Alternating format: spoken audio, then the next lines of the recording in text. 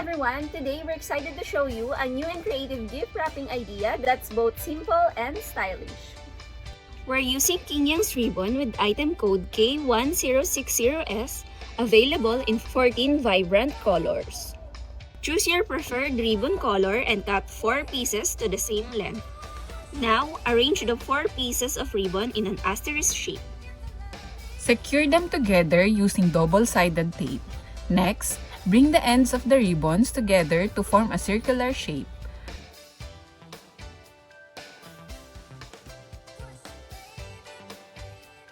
Press the center to flatten it out.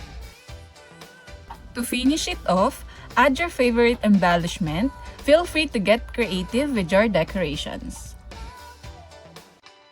And you now have a unique and elegant gift wrapping style that is sure to impress your loved ones. We hope you like this video. See you next time! Bye!